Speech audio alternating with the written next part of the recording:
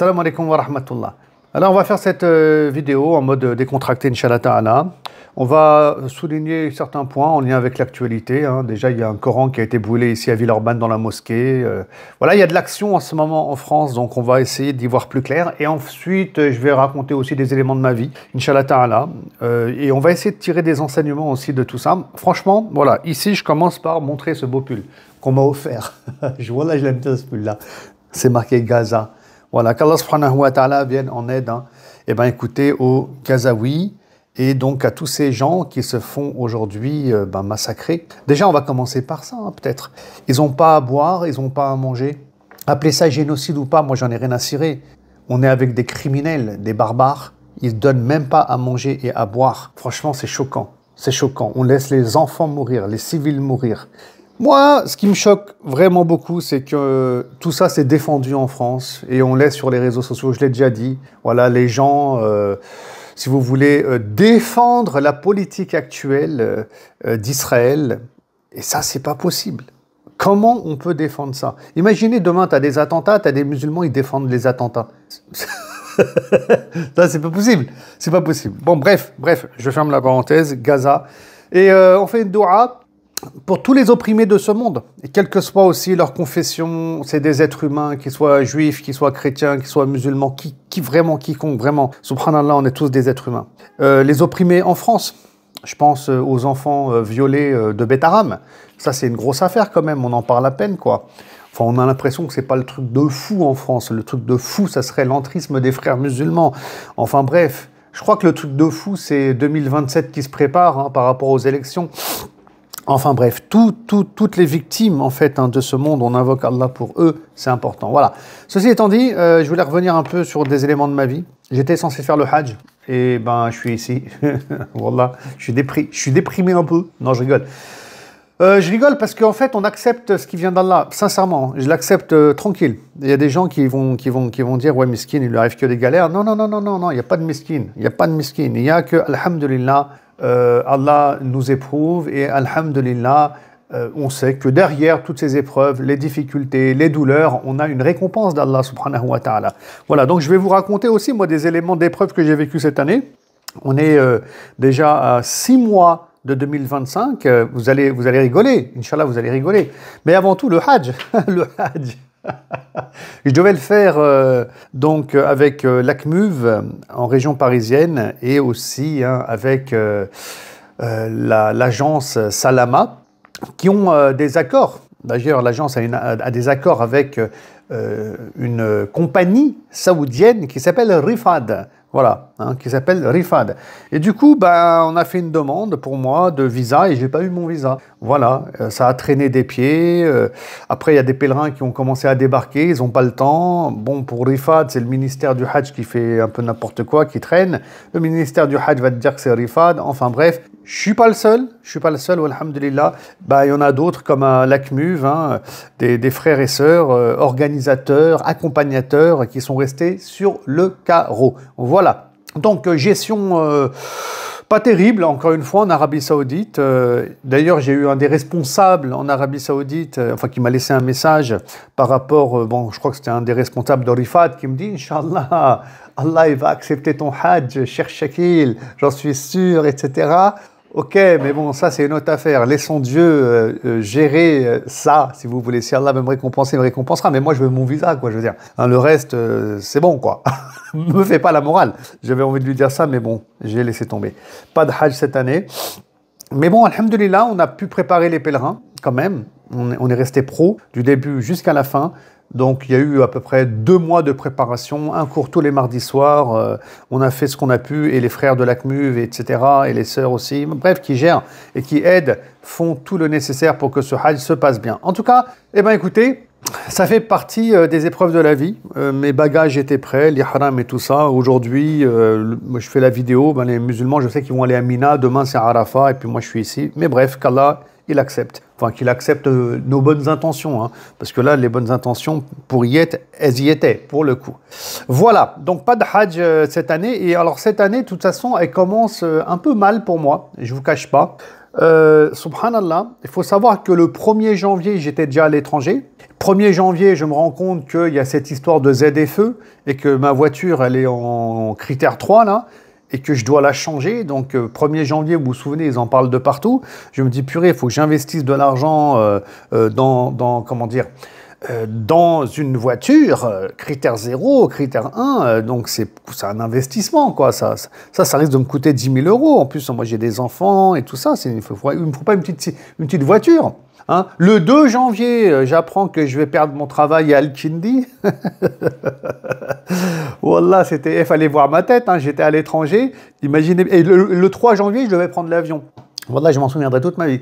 Je me suis dit, le 1er janvier, j'apprends que je dois changer de voiture. Le 2 janvier, j'apprends que j'ai plus de travail. Le 3 janvier, je prends l'avion et j'ai peur que l'avion s'écrase. Enfin, là, tel que c'est parti, tout est possible. Mais alhamdulillah, on est arrivé à destination et en bonne santé. Ensuite, je devais faire la Umrah. Umrah qui a été annulée aussi parce qu'on était trop limite avec la période du Hajj, si vous voulez. Hein, je crois que c'était en avril qu'on devait la faire, un truc comme ça. Enfin bref. Et du coup, en Arabie Saoudite, si vous voulez, ils ont fermé un peu les frontières. C'est-à-dire qu'on pouvait plus faire, on pouvait plus arriver à la Mecque, je veux dire à Jeddah par exemple, hein, avec un visa. Un visa pour faire une Umrah en fait. Non, c'était mort. Pourquoi? Parce que seuls les pèlerins maintenant étaient autorisés à venir, pas les autres. Et on sait que cette année-là, en 2025, l'Arabie Saoudite a vraiment serré à fond, pour qu'il n'y ait pas de gens qui viennent juste avant le Hajj, 2-3 semaines avant, ils s'installent là-bas, ils attendent que le Hajj vienne, comme ça ils payent 2 fois rien, si vous voulez. Il y en a beaucoup qui faisaient ça avant, mais cette année, attention. Cette année, c'est, si tu te fais attraper, il y a des contrôles de partout. C'est à peu près 4 000 € d'amende, plus une interdiction de territoire pendant 10 ans, voilà. Du coup, on a annulé la Umrah, on devait la faire, voilà, c'était un partenariat qu'il y avait entre l'Institut Siraj, Chatibi, etc. Et donc je me suis dit, subhanallah, tout ce qui m'est arrivé cette année, pas de Hajj, pas de Umrah, je perds mon travail, et c'est pas fini, mieux que ça. Hein, au-delà du fait que je suis aussi ciblé par l'État, la préfecture, Rotaillot, machin, par rapport à ce que je dis. Hein, apparemment, je dis des choses graves. Bon, bref, ça me fait rigoler toujours. Du coup, j'ai aussi, moi, une maladie chronique. Et la maladie chronique, je pense qu'il y a eu trop de stress là pendant ces mois-ci. Pourtant, le stress, je le gère plutôt bien. Alhamdulillah, je suis quelqu'un de patient. J'aime bien rigoler, comme vous le savez. En tout cas, cette période de stress, je pense, a réveillé ce qu'on appelle une RCH. Voilà, une rectocolite hémorragique. Mickey pour les intimes. Pour ceux qui connaissent, hein, c'est comme maladie de Crohn, en fait, mais en plus petit, on va dire. Et du coup, j'ai été sous traitement. Mais le traitement, il n'a pas tenu, malheureusement, il a lâché. Et ça fait 3 mois que je souffre. Ça ne se voit pas comme ça. Ça se voit pas. De toute façon, c'est des maladies qu'on ne voit pas trop. Et je suis en pleine phase de changement de traitement. Walhamdulillah, et on espère, donc faites des doigts, que ce nouveau traitement, qui s'appelle Entyvio, fasse un effet positif. En tout cas, qu'il soit un sabab, une cause pour que Allah subhanahu wa ta'ala donne sa guérison. Parce qu'il ne faut pas oublier, j'ouvre une parenthèse, c'est important ça. C'est que c'est Allah qui donne la guérison. Tous ces médicaments, c'est des biothérapies, etc. C'est des médicaments qui sont efficaces à un certain pourcentage, déjà d'une part. Puis il y en a plein, des médicaments qui existent pour ce genre de maladie chronique. Mais l'être humain, nous en tant que croyants, on est croyants, on sait que c'est Allah qui donne la guérison. Mais quand tu es malade, quand tu es souffrant, et puis tu es devant des médecins et des spécialistes, et que tu as un médicament, toi tu comptes sur le médicament aussi, quoi. Je regarde même plus la caméra. Tu comptes un peu sur le médicament, mais c'est pas bon ça, c'est pas bon, il faut compter sur Allah subhanahu wa ta'ala. Et en tout cas, moi j'ai appris à compter sur Allah parce que des médicaments, j'en ai eu plusieurs, des traitements qui ont fonctionné, qui ont chuté, qui n'ont pas marché. Enfin bref, ça c'est du classique. C'est là d'ailleurs qu'on se rend compte d'une chose, c'est que la guérison, elle est vraiment entre les mains d'Allah. Mais vous pouvez pas imaginer, j'ai rencontré des gens, des Français, qui ont le même problème que moi, ils sont en rémission depuis 3 ans, 5 ans, alors que moi, j'arrive pas à rentrer en rémission, quoi. Dans le meilleur des cas, ça dure 1 an. Mais bref. Bon, j'aurai l'occasion d'en reparler, je vais pas m'attarder dessus, parce que c'est un sujet intéressant, voilà. Les maladies chroniques et les conseils que les frères et sœurs y donnent, et qui n'ont pas vraiment de sens en réalité, sont bien intentionnés, mais bon, je pense qu'ils savent pas c'est quoi. Mais en tout cas, moralité de l'histoire est la santé. Wallah, c'est le plus important. C'est le plus important. D'ailleurs, dans tout ce que j'ai vécu là, je suis très zen. Voilà, je suis très zen. Il y en a qui me disent quand même, c'est dur, tu as été beaucoup éprouvé, machin. Déjà, alhamdulillah, parce que, encore une fois, on est récompensé hein, en islam quand on est éprouvé par Allah subhanahu wa ta'ala. Mais c'est rien. Franchement, perdre son travail, ne pas faire son hajj au dernier moment alors que ta valise est prête, mais tout ça, c'est rien par rapport à la santé. Donc, mon conseil, chers frères et chères sœurs, tant que vous avez la santé qui est là, parce que moi, elle est bancale, ma santé maintenant, depuis 4-5 ans. En plus, j'avais fait un Covid très lourd à l'époque. Mais bon, alhamdulillah, on a remonté la pente et on la remonte. Mais la santé, tant que vous l'avez, profitez, faites des choses, soyez actifs, ayez des projets, allez de l'avant, quoi. Allez de l'avant, quoi. C'est la chose qui est vraiment la plus importante. D'accord? Et seul celui qui est touché dans sa santé peut comprendre les choses. Voilà, je ferme la parenthèse. Et donc, cette année, c'était un peu tendu, je vous cache pas. Et là, je me dis... alors, je me dis quoi? Je me dis, mais il faut que tu vois les choses positives. Et ça, c'est important. Je voulais parler de ça un peu avec vous. Parce que, en fait, on est trop focus sur le négatif. Mais voyons le positif aussi. Alors, dans le positif, alhamdulillah, j'ai enfin fait mon institut Miraj, là. C'est-à-dire, c'est un site www.institutmiraj.com, enfin, institut-miraj.com. Et dans cet institut-là, écoutez, hein, j'ai mis des cours en ligne sur 3 niveaux. C'est ce que je proposais sur ma chaîne YouTube. Je le propose maintenant aussi, d'accord, sur mon site. Et en plus de ça, j'avais un vieux projet très important, c'est de faire une encyclopédie des enseignements de la sira du prophète sallallahu alayhi wa sallam. J'ai lancé le projet. Je l'ai relancé. J'avais des centaines de pages hein, sur la thématique. Je prends plusieurs livres, hein, Mohammed al-Ghazali, Cheikh al-Bouti, etc. Je ferai une vidéo aussi dessus bientôt.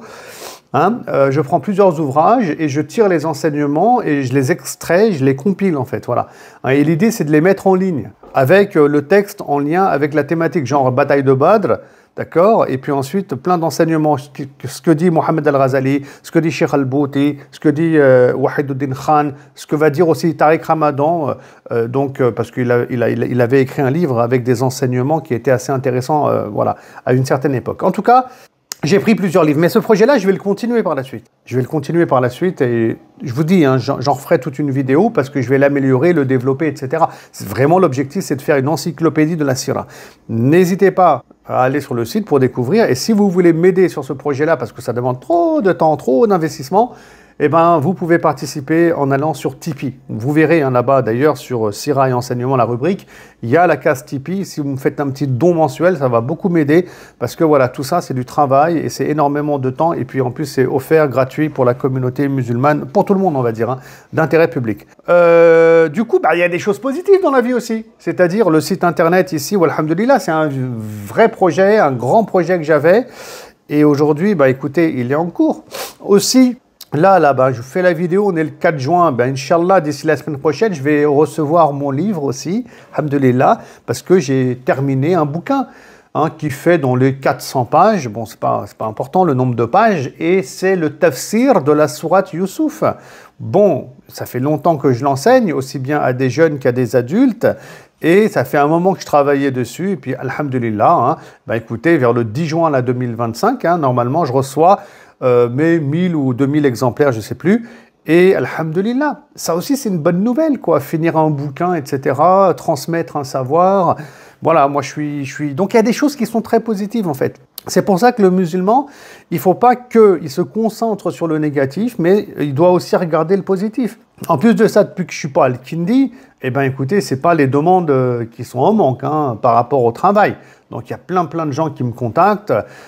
Franchement, vous n'avez pas idée. Et qui me proposent du travail en termes d'enseignement de l'islam, en termes de responsabilité dans des structures. Et croyez-moi que je refuse beaucoup de choses. Je ne vais pas rentrer dans les détails ici, bien sûr, qui me propose quoi, parce que vous avez vu l'actualité déjà. Donc il y a des gens qui vont écouter ma vidéo ici, qui vont chercher à savoir c'est quoi ce réseau dans lequel il est, avec qui il travaille, machin. Et il y a des gens qui veulent nuire, qui ne sont pas musulmans. qui ont un problème avec les musulmans actifs, qui réfléchissent, etc. Hein, vous avez bien compris, on a parlé d'entrisme il n'y a pas longtemps, je vais arriver sur ce sujet dans un instant. Mais aussi, j'ai des gens, des contradicteurs dans la communauté musulmane, hein, des gens qui ont un gros problème avec moi, mais bon, c'est comme ça, c'est la vie, hein, qui m'apprécient pas, qui apprécient pas mes idées, donc écoutez, hein, que bien leur fasse, mais par contre, voilà, qui vont pas hésiter à me calomnier, à m'attaquer, surtout si je dis des choses ici en public, hein. Bref, donc je pense que des fois, vaut mieux être discret, hein, dans ces projets et dans ce qui se passe. Voilà. Ça, on le sait de toute façon. Donc, mon site, pas besoin d'être discret, il existe, walhamdulillah, et mon livre, il arrive, walhamdulillah. Et du coup, il se passe plein de choses positives. Donc, moi, aujourd'hui, je vais me consacrer davantage à la sira du prophète Mohammed, hein, sallallahu alayhi wa sallam, et à l'écriture dans la sira. Super. En plus de ça, je développe un peu ce mini-musée ici à Vénissieux avec des maquettes, hein, pour le compte de l'Institut Sira, walhamdulillah. Et encore une fois, je vais continuer un peu dans la dynamique de l'enseignement. Eh bien, écoutez, hein, selon ce que Dieu me permettra. Voilà. Et tout ça, bien sûr, c'est déclaré. Hein. Je vais le dire ici parce que c'est déclaré à l'URSSAF. Wallah, c'est important. J'ai reçu un peu d'argent il n'y a pas longtemps de YouTube. C'était un truc de malade. Wallah, c'est un truc de malade. J'ai ma banque, la Banque Populaire, je vais les citer, c'est pas grave. Ils m'ont appelé direct. Ils m'ont dit, Monsieur Siddiq. Voilà, c'est marqué Google, hein, parce que YouTube appartient à Google. Donc, il nous faut la facture. Et il nous faut le document de l'URSSAF, sinon on ferme votre compte en banque dans la semaine. Bon, c'est normal, en tout cas, c'est normal. Hein, je pense que, voilà, la France a besoin d'argent, et donc on participe à la construction de la France, et on paye ses impôts. Et moi, sincèrement, voilà, j'ai toujours été, écoutez, fier de participer à la construction de la France et à investir de l'argent en payant ses impôts. C'est normal, c'est normal. Il y a des droits, il y a des devoirs, mais voilà, il y a un système aussi en France qu'on se doit de respecter pour le bien-être commun. Voilà. Mais, ici, il y a un mais quand même. Franchement, ça me saoule de payer des impôts aussi. Alors, pourquoi? Il y a deux raisons à ça. Il y a deux raisons à ça. Et là, ça risque de mal se terminer à un moment donné. Pas seulement avec moi ou des musulmans, mais voilà, avec les Français aussi. Première raison, moi, qui m'embête, c'est que je paye des impôts, mais en même temps, je me fais insulter. C'est-à-dire moi en tant que musulman. Entrisme frère musulman, je ne sais pas quoi, ils nous ont fait un dossier, il y a de l'amalgame, il se passe plein de choses aujourd'hui dans les mosquées, des musulmans qui se font agresser et même tuer. D'accord? Moi je paye mes impôts pour ça, quoi, je veux dire. Non, je paye des impôts, après je sais que voilà, il y a des ministres et des gens au gouvernement, et ils viennent, ils t'insultent et ils te parlent mal, quoi. Alors que tu es innocent, tu n'as rien fait de mal. Alors, je veux dire, on te monte du doigt. Franchement, c'est embêtant de payer des impôts, hein. Et tu te fais pfff dessus comme ça, c'est compliqué. Hein, voilà. Après, on est obligé, c'est obligatoire. Donc, Et puis, le deuxième point, c'est l'insécurité en France. Et le système. Le système. L'insécurité, de toute façon, voilà, je ne vais pas vous faire un dessin. Je ne vous parle pas du PSG, machin, de ce qui s'est passé dehors. C'est du détail, j'ai envie de dire. Mais aujourd'hui, tu es dehors, tu dévisages un gars ou tu klaxonnes parce qu'il a grillé le feu rouge. Ça se trouve qu'il va te mettre 20 coups de couteau. Donc, il n'y a plus d'insécurité. Enfin, l'insécurité, elle est au top. C'est un truc de malade. On a peur, hein, surtout pour nos enfants et les générations à venir. L'insécurité, j'en parle même pas. Les hôpitaux, bon, laisse tomber, il y en a plein qui meurent dans le couloir. Ça aussi, j'en ferai une vidéo. Le système français, là, il est fatigué. Wallah, il est fatigué. Médecin traitant.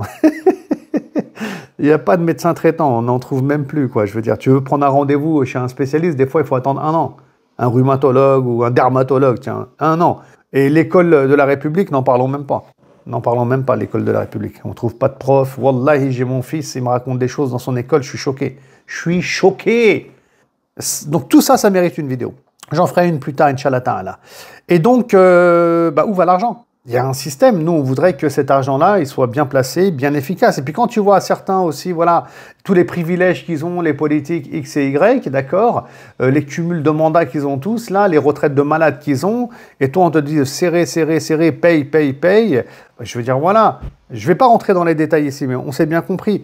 Donc, voilà, je paye mes impôts, on paye nos impôts, mais ça fait mal. Voilà, ça pique, ça fait mal. Ensuite, je voulais parler un peu d'actualité. Donc ça, c'est un point important. C'est-à-dire que la vie, elle est comme ça. La vie, elle est comme ça. C'est-à-dire que tu as des problèmes, il se passe des choses dans ta vie, tu es éprouvé, mais il faut patienter, Inch'Allah Ta'ala, devant l'épreuve. Et ça ne veut pas dire qu'Allah ne t'aime pas. Hein, bien sûr que tu vas trouver des guignols qui vont dire Allah ne t'aime pas, mais c'est des guignols en fait. C'est eux qui t'aiment pas en fait. Hein. Parce que le prophète sallam, il a beaucoup souffert, 2 fois plus qu'un être humain normal, c'est rapporté par l'imam al-Bukhari en fait. Hein.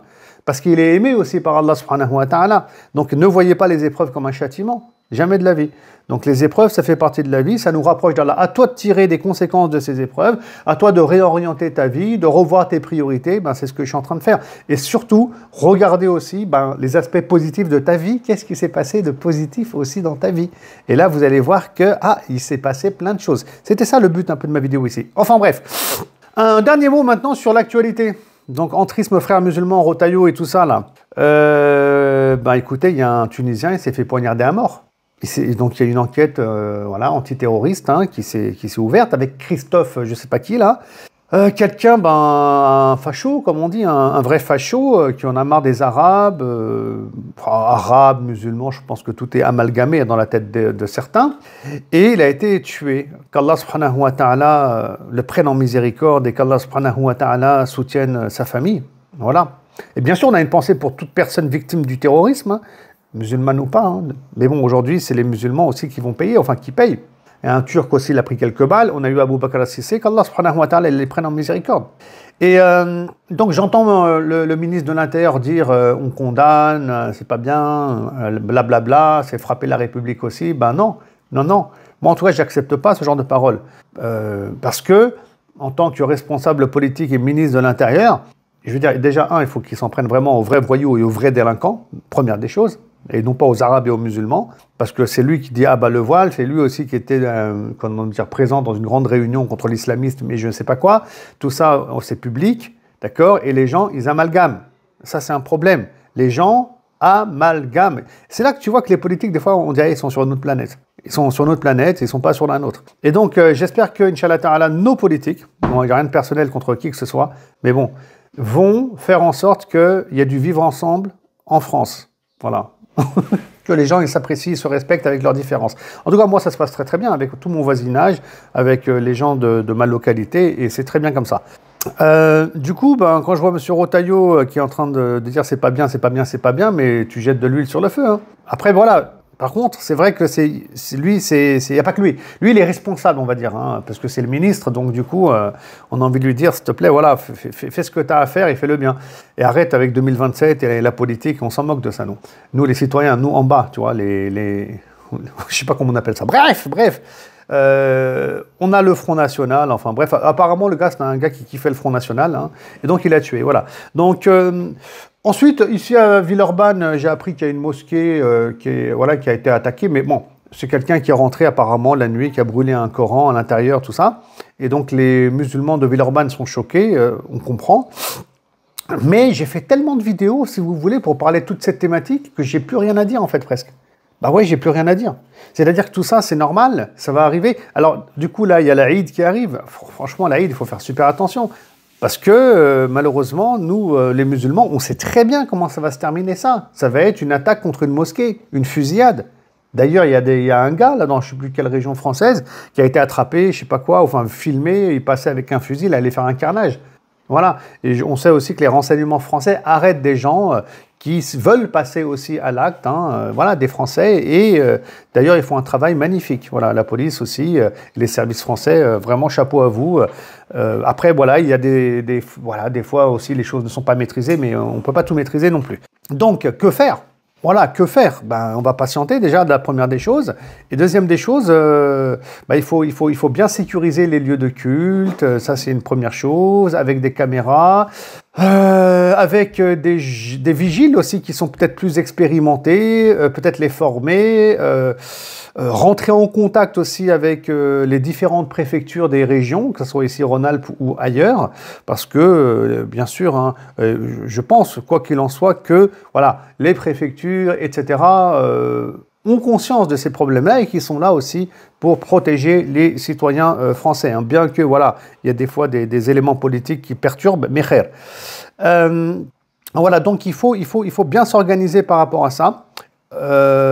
et surtout ne pas répondre à la violence par la violence. Moi c'est ça qui est problématique. Il ne faut pas qu'on tombe là-dedans, quoi qu'il arrive. Quoi qu'il arrive. Il y a des gens qui sont haineux, qui nous agressent, et moi j'ai peur qu'en face, tu as des musulmans qui pètent un câble, qui pètent un plomb, qui attrapent un facho un jour et lui font sa fête et le jettent du 10e étage. Parce que voilà, ça va être un jour la goutte d'eau qui va déborder du vase. Donc ne tombons jamais là-dedans, soyons très patients, d'accord? Et si on capture quelqu'un, on lui fracasse pas le crâne, d'accord? Parce que tout ça, c'est pas digne de la croyance d'un musulman, hein, c'est pas éthique et ça crée le chaos en société. Or, le chaos, c'est al-fitna, ashaddu min al-qatl, c'est le chaos comme ça dans la société, c'est pire que tuer quelqu'un en réalité.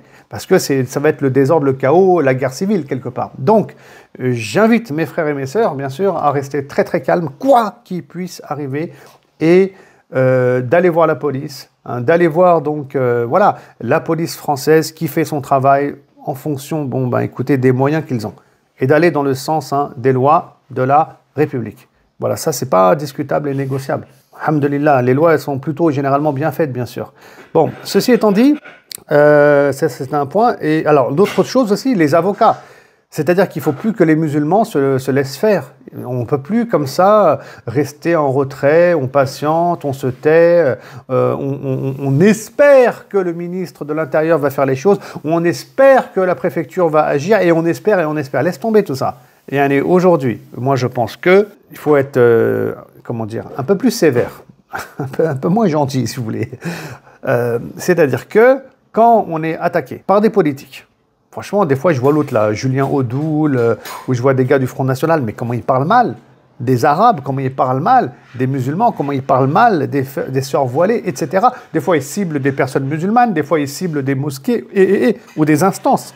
Il faut prendre des avocats, attaquer en justice sans pitié, porter plainte pour diffamation. Le moindre truc qui bouge, il faut y aller direct.